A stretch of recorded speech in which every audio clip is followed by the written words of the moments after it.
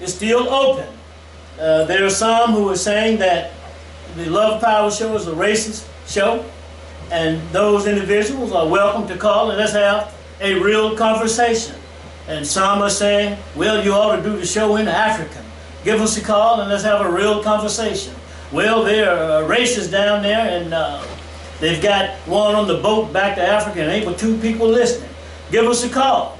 And also, if you think Omar Baruti is unintelligent, you think the show is garbage, you think it's a crap, let's have a real discussion. And I don't mean that in a hostile manner. I mean, just come forward, confront us, and let's have a real discussion. Do like Bianchi does. He has courage, even though he runs into a brick wall and, and some fat and some hard knocks. He keeps calling back. So you're talking about respect. Right. So therefore, we here can respect a real conversation. You know, not saying they ought to do this, they ought to do that. They're real racist, etc. Give us a real conversation. Jeffrey is here with us. Go ahead, Jeffrey. Hey, brother Wallace, can you go over that proposal again? Which one? The one you just laid out. Yeah. I just had the camera running on Facebook, so I wanted to make sure. I want to say that we're streaming live on Facebook. And I think I saw Isaac over there. Are we streaming it? You were over there also, Jeffrey. Are we streaming live on Ustream? Okay, then I guess all we have to do is hit the button on the camera so we can go to YouTube later on, right? Done. So are we going there? No, I was saying, Jeffrey, that invitation is still open to those who disagree. And it's open to those who call the show a racist show. The individual who called a while back and said, yeah, they got some racists on the weekend. And then the host said, yeah, it's 2 of them down there now. Yeah. So you're welcome to call. Let's have a real conversation. Don't just listen to the show and say those things off to the side. Get on the dance floor. Get in the swimming pool. Hey, and let's do the tango. All right. I wanted to ask you, Chet, you were talking about extended family. Right. And so when we talk about extended family, should we also talk first about the nuclear family? So you have nuclear family, you have extended family, and you also have fictive kin as in family. Fictive kin, as in what I've learned in studying, is when you were talking about love and caring for people. Right. When you meet a brother or sister who may not be blood. Right. You see what I'm saying? That's fictive kin. Okay. It comes from the word fiction. Fiction. Okay. So, yes, Omar is here now, and we're in full bloom, like a real garden. And so just say something about the nuclear family, and something about love, trust, and compassion. So I thought I felt that when you were first talking. Right. Well, I did, and you know, I know several weeks ago we were talking about leadership, and leadership is also very important in family because the person that's leading the family needs to lead them in the right direction, needs to demonstrate what brotherly love is, what family love is, and how to support each other. So I think it's important that you reach out to your, not just your, what you said, your immediate family, but you have to reach out to the community. Mm-hmm. That old saying that they used to say, it takes a tribe to raise a tribe, village, everybody. It takes a village. And so in thinking about that, I think of that, my relationship to our community is just that way. Mm-hmm. that I'm real concerned about what's happening to our community. Mm-hmm. And so yeah, here we are, 901-327-2500. And here we are in 2017. I want to read something real quick. It's a profile of Miss Maggie Lena Walker. This was in 1866. Black people contributed small sums of money, and in the event of sickness and death, the society paid benefits to members of their survivors. But the order was also fraternal and social organization that stressed racial pride as well as compassion, generosity, and charity. Now, Omar, let's talk a little bit about how we as a people got to where we are today. And when I say that, Omar, what am I talking about? In regard to talking about family and the breakdown of family.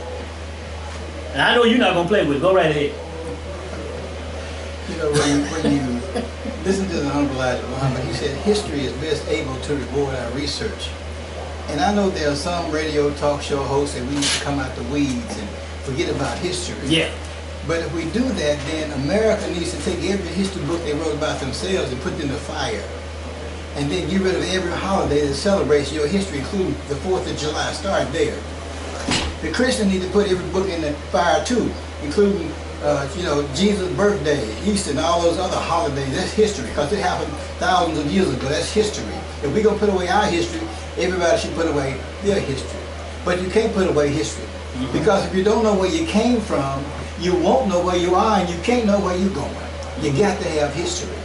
When I was trying to go on a trip a few months ago, I couldn't find my keys.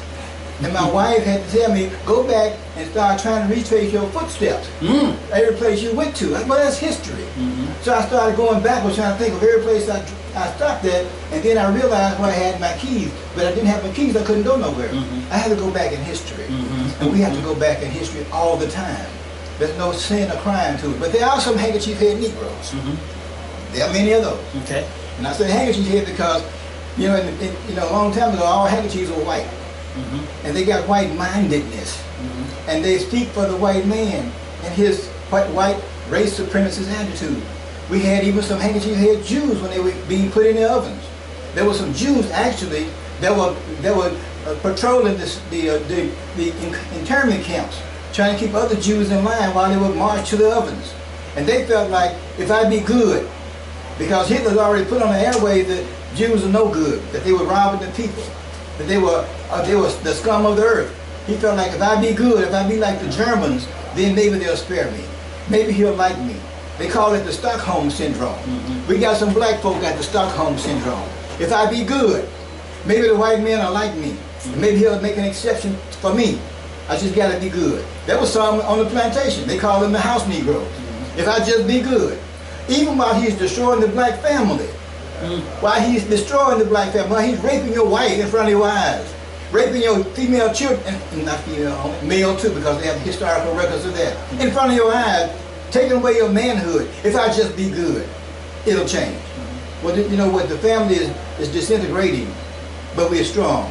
We are black people, and we will overcome everything that they put on us. I don't have any doubt about that. Right now, we have a high male incarceration rate. We're going to overcome that. We have a high rate of our children born out of wedlock. We're going to overcome that. And like Chet said earlier, we are a village, and it takes a village to raise our children. We've always been a village, and we're going back to that as we go down this road. So again, when we talk about, you know, the family, there's no other way to have it. We got to have it like we had it in Africa. We are a village, and we're going to raise our family, and we're going to be successful in the end. Well, Omar, since you said all of that, why is it that many people, when we start talking about history, they switch it to slavery? They switch it to stop talking about slavery, get over slavery. But we said history. And if you have no history, if you don't know your history, you don't know how to get to where you need to get to. And I think you summed up what you said, and I think Chet Kibble did a great job as well. Now, in this book right here, The Odyssey of the African American, this is the title right here, that when black people, Africans, got off the boat, ship, whatever it was, they were running to and fro, looking for their loved ones, hunting, for years and years, and sometimes they made contact, and sometimes they wrote love letters back and forth. So I have down here love and compassion for one another. But we've seen much of that love destroyed, Omar, is that right? And I want to add something to your presentation, and that we see our young black men being gunned down by the police officers since 1704 and before. And we don't hear as much about it in the news like we did, but we have the cell phone cameras, but I'm seeing it being posted every day. Horrible stuff, Omar. So can you speak to that then I want to bring Jeffrey in. He's on camera, and let's go around the room and bring Chet Kibble in. Well, go right ahead, Omar. You know, I'm right now, I'm rereading a book I've read several times called When I Was a Slave. And this book was written as a part of the WPA Works Project. And what they did was they interviewed people who were former slaves, and they put their narrative in a book. And one of those narratives talks about the years after slavery when white men in the South would just go through a little black township and just shoot black men in the street because nothing could be done about it. Today, that attitude is still here among some white men. They have the authority to do it, they have the power to do it, and they exercise it anytime they feel like it. Right now, if you think about it, when you look at the atrocities inflicted on black people during slavery, and then also during the early parts of the century, of this past century, you know that if you were a white person and had been lynched by the Ku Klux Klan, had been tarred and feathered, had had your home burned down, and assassinated like some of our leaders have been done, you would have a reason to go and retaliate against those that did that to you. And right now, when these police officers see an unarmed black man, and they kill him, and then the jury says, well, he feared for his life. That's why he took his gun out and applied lethal force. What did you have to fear? Here's a man like Michael Brown running away from you, hands up, and you still shoot him. Here's a man named Eric Garner who's telling you he can't breathe. He's through resisting arrest because he can't breathe, and you still choke him to death.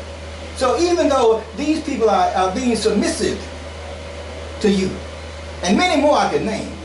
Laquan McDonald. Laquan McDonald, yeah, he's running away from the police car. Running 16 away. bullets. But you kill him anyway. Walter Scott. He's running away. You throw a taser at his feet like he really was trying to attack you, and the jury let you off. Philando Castile. He's complying with the law, but you still. But then it's always, I was fearful of my life. Why are you fearful? Because somewhere in the back of your mind, you know that if those people had done something to you back during slavery and after slavery, you'd have a reason to retaliate, and you might retaliate just like we did in the days of the righteous Reverend Nat Turner.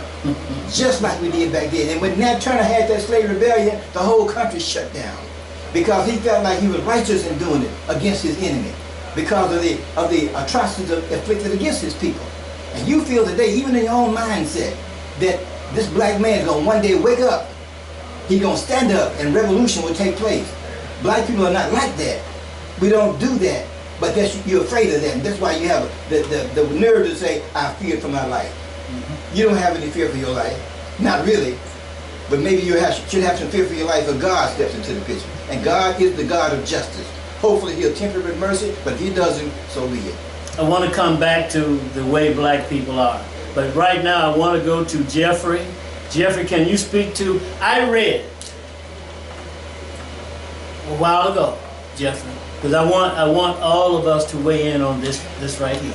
That family planning is the foundation and the basis for the accumulation and development of wealth. So let's say something about that, and let's try to influence through leadership check our people to pull our families together and carry out family planning and build wealth. Because I think one thing, Omar, is that, and I want to hear from Jeffrey, that we don't appreciate money as a people.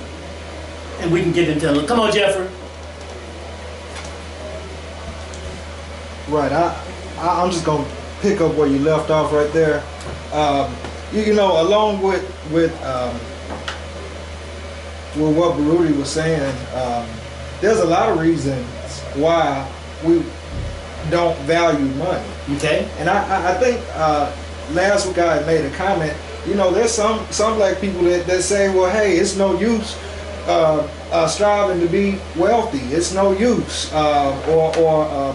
You have some people who take religious texts literal, and it's it's got how many different words and phrases in there, but we remember the one that says for the love of money is the root of all evil. You don't hear no white people saying that. You know what I'm saying? And they're the ones who gave us that literature. So that's stuck in our psychology. I don't know what other reason it is for that. But how is it that we have that ideology, but we complain about being in poverty. You know, these same things, ills in society that we that we point out and to be a social problem amongst our people, we justify it using the tools, let me just say it, sometimes even scripture that we're given from the pulpit, while the person in the pulpit is reaping what our families and our mothers and aunties and grandmothers have sown for them, believing that they were given to God. But I don't know what God would have purpose for any of this paper money we have down here on earth. That seems kind of petty to me.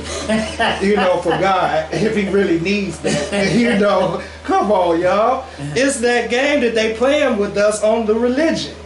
That's what we talking about.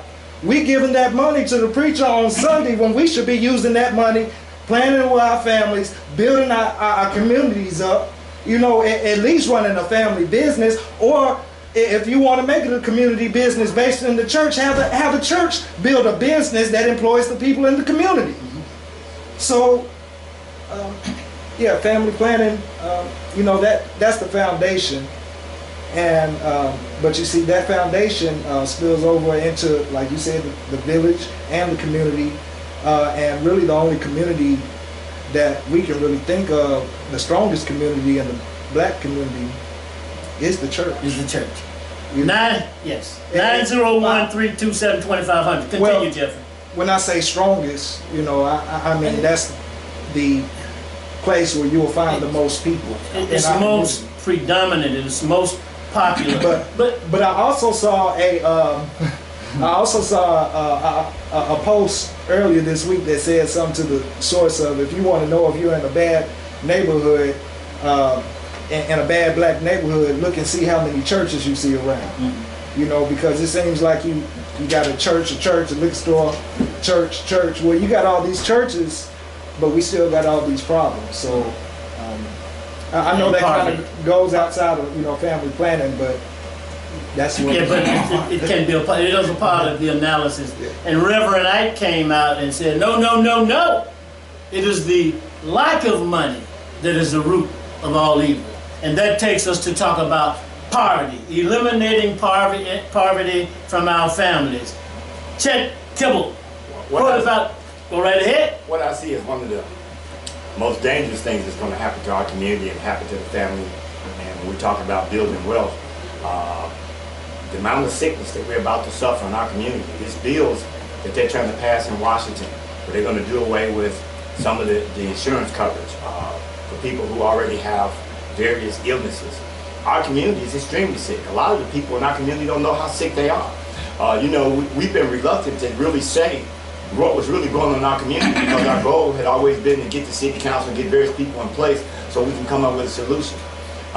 Memphis has we looked at the records from Memphis State, and they were able to look at it over from 1990 to 1998, and they showed that 75% of the kids they tested during that period were at 5 micrograms.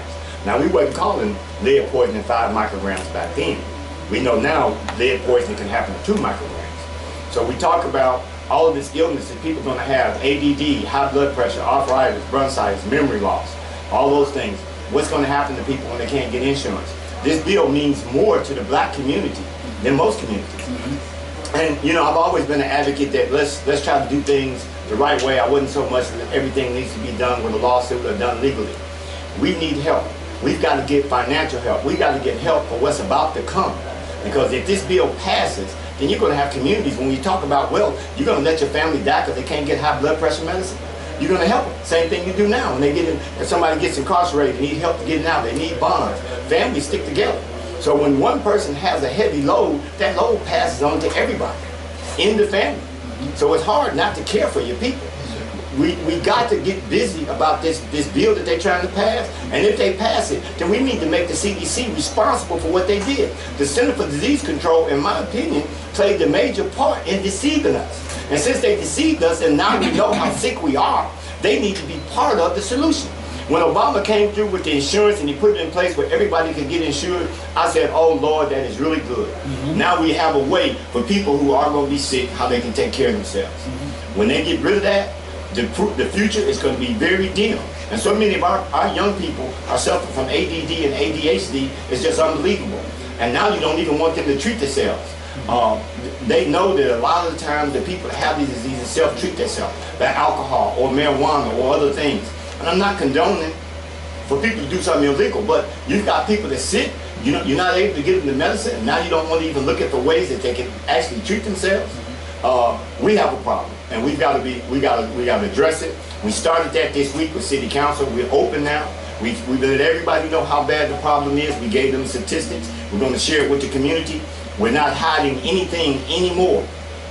And the truth can scare people.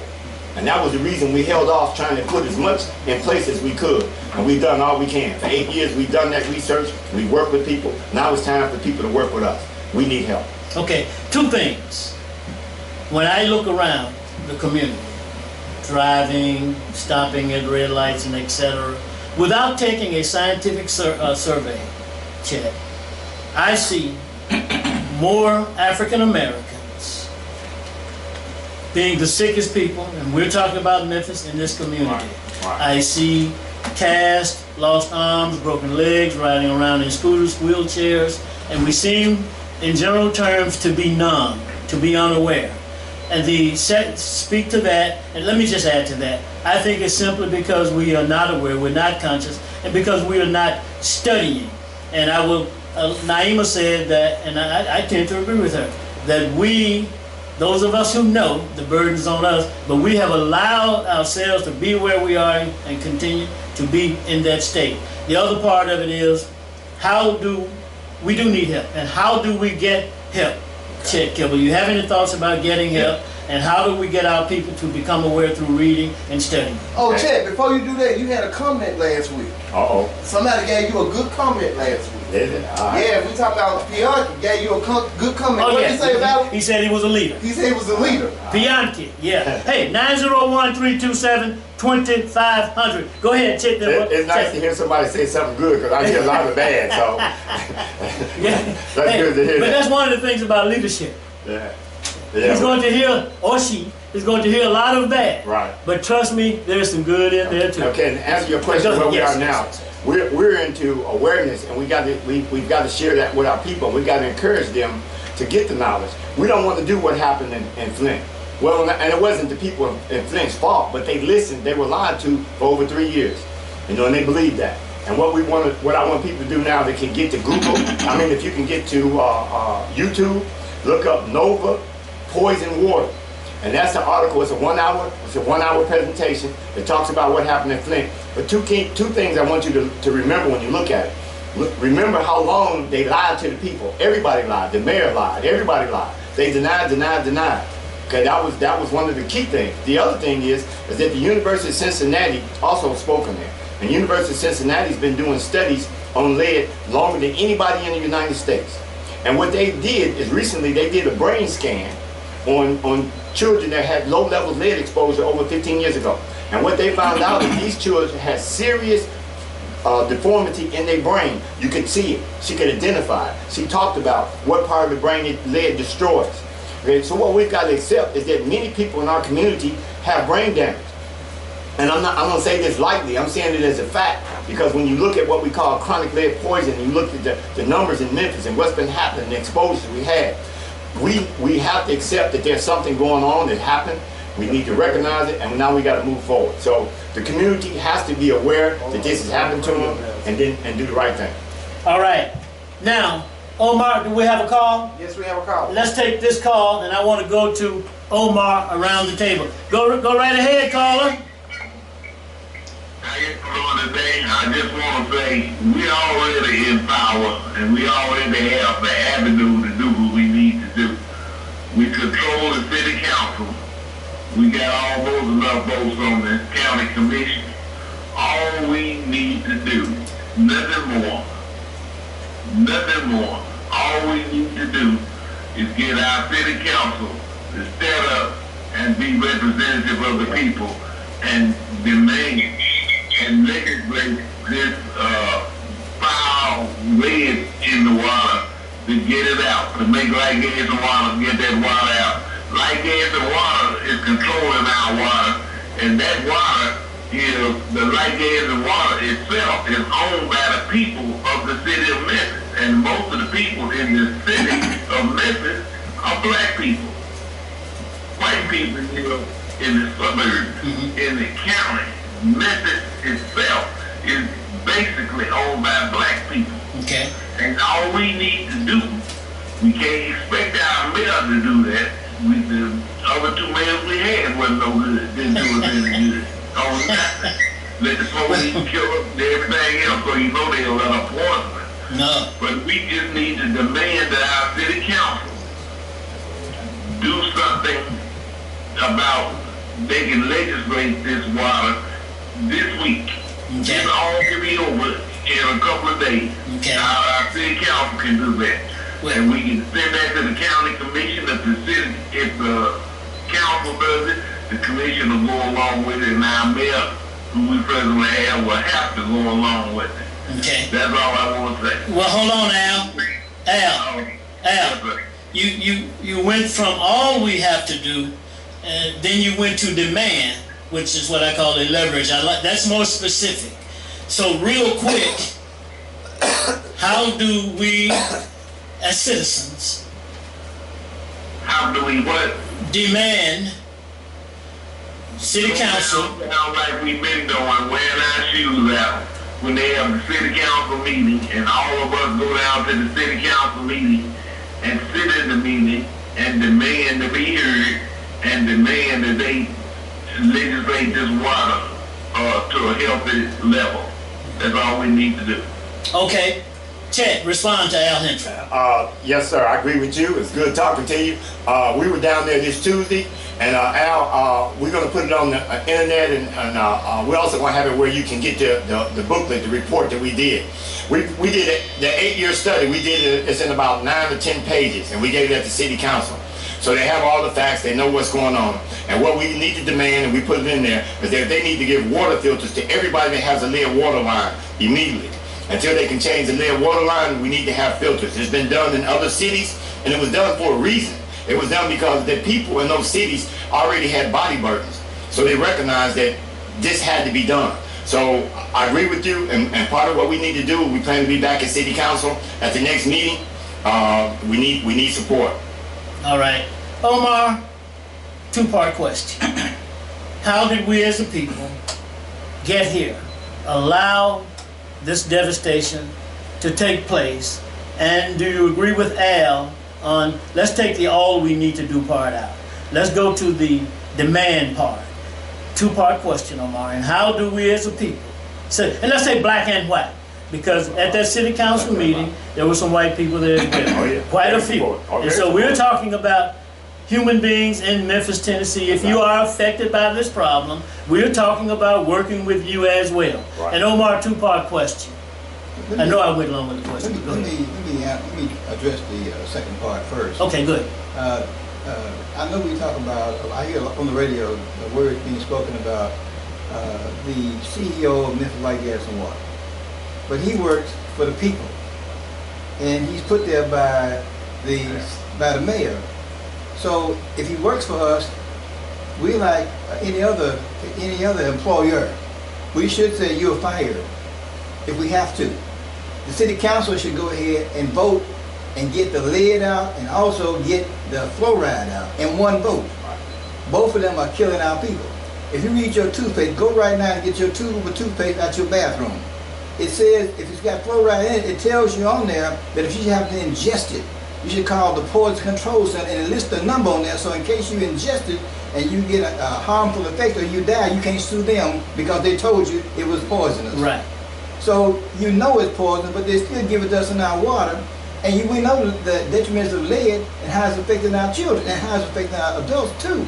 Right. Because that's in your system for a lifetime. Yes, sir. Body burden. We have got to make city council responsible to us, and if we go down to city hall and they vote to leave it in there, we should vote them to come out of that office and put somebody that's going to represent us. They can't represent us if they're going to represent Light, Gas, and Water and the man that they perpetrate on the people. We have got to make that change. Mm-hmm. And what was the first question you said?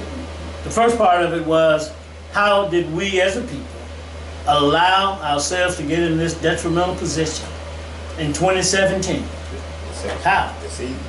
The position He said of... deception. Go ahead. Just said deception. We're gonna bring Jeffrey and then get back to you real quick, Chet. Now, give me the position. Let me hush. How do you get in which detrimental position? Where we are talking about a crisis. Anytime, And you can go back as far as you... See, I don't tell people don't go back into the weeds. I don't tell people not to discuss their history. So, but I got your point. Any part of it. We've got 18 minutes left. Let's move with the quickness. you know, anytime we are not politically aware and awake, then people will do with us what they choose to do with us. And we can't blame anybody but ourselves. We have got to be politically aware and awake.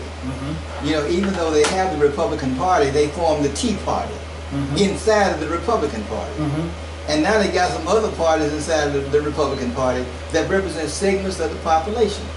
The Jews themselves, they make you come to them and listen to their agenda, and if you don't address their agenda, then they'll get you out of office. Like they did my friend down in Georgia. She said something they didn't like, and they ran somebody against her. And she no longer serving in that office. But now we got to have that kind of political power, and we got the money. With $1.3 trillion flowing through our hands, we got the money, but we misspend the money. We don't let it flow through our community with enough time to do everything good. So we got the financial power, we got financial ignorance at the same time. So if power with ignorance is useless. It is useless. Useless. Yes. But if we came together, and I'm like everybody at this table, we got to come together and stop trying to do what he tells us we need to do. Forget what he's telling us, because what he's telling us is keep us in the condition we're in now. If we stop listening to him and start listening to our own inner self, then we will come together across racial lines, religious lines, across all these financial boundaries, political parties. We will come together and we will do something for the people, for the benefit of this whole society. But we got to stop listening to those who don't mean us any good. Absolutely. And he is the enemy, and sometimes he is a handkerchief head Negro. Is that right? Real quick. Look. When you have a person like you have right now in the seat of power, if the White House has been turned into the outhouse, it can't have enough stench to even equal to it. I mean, look, you got a kleptomaniac in the White House. You know, he has a history of kleptomanias. Well, you steal and you can't help stealing. That's who you are. You got a megalomaniac in the White House.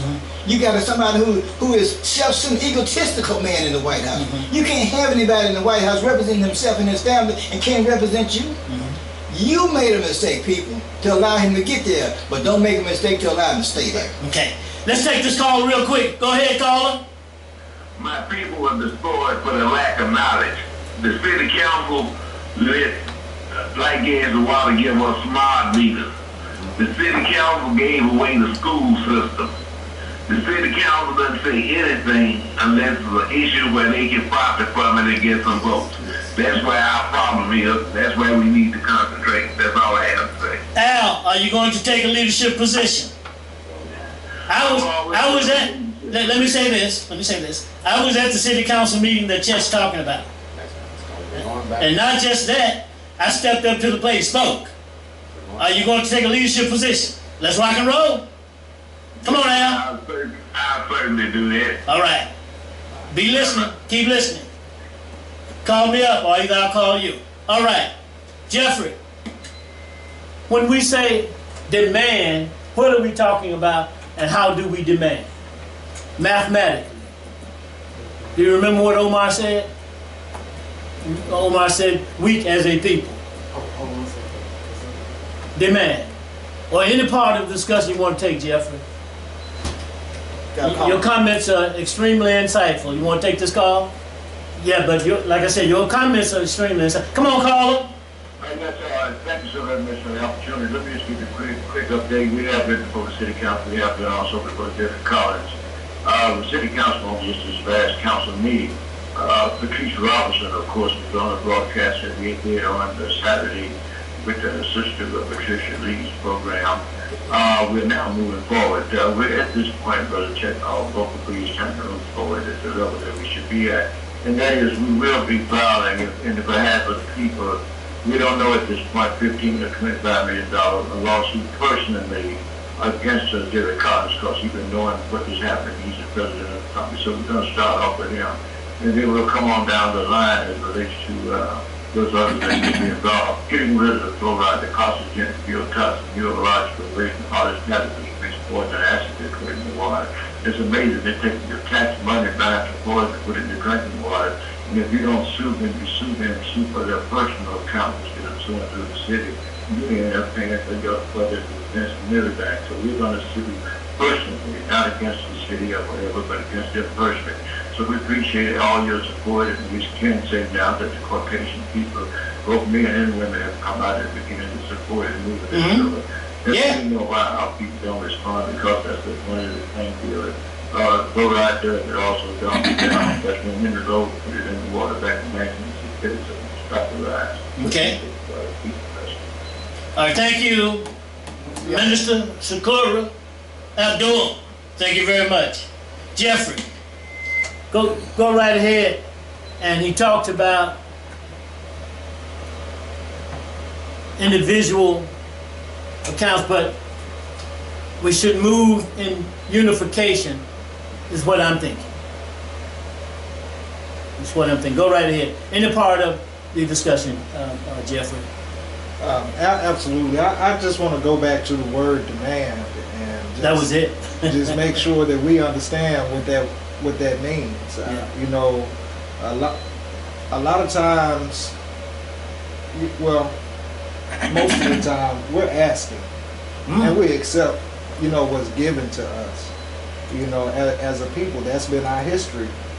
You know, and the reason for that is the whole master-slave, still the master-slave complex that we can't shake for some reason. When we actually do get to the point to where we demand anything, that's going to be followed with consequences if you do not meet those demands. And because we are people who have been oppressed for centuries, our ancestors have been oppressed. You know, we base the majority of how we relate to society on survival. And not to say that there's anything wrong with that, but when you try to change the situation of black people in America and around the world, and we talking about demanding, then that's something that we have to stand up for and know that, you know, at this point, if this is going to be our agenda and our goal, then I'll put my life on the line for that, because otherwise your demands are still just asking and begging and pleading, you know. So I wonder, and I think this still goes back to history. You see, one thing about history and black people right now is those people that we are able to help them understand that history is important. You go through a period where you're totally mad. You know, you get mad because, okay, this is what's really going on, and you really see it for what it is. Like Brother Chet Kibble is talking about, they've been trying to poison the people of Memphis, Tennessee with lead. That is a harsh reality. These are the people that are in leadership positions who have the ability to change that reality. But for some reason or another, those needs are not met for the people. So when we go back to history, we see that we have this relationship where we're dealing with people who don't care about us. And so what Brother Baru was saying is we have to come together as a people, ourselves for ourselves. And the only way we're going to do that is through studying history, so we can know before they told us that our ancestors were slaves, which they were not. They were kidnapped human beings. We got to change the language up and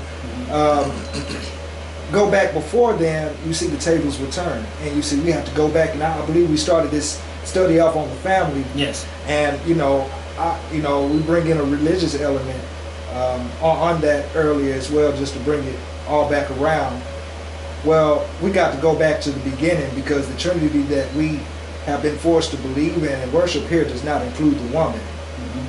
Could that be a symptom or a latent,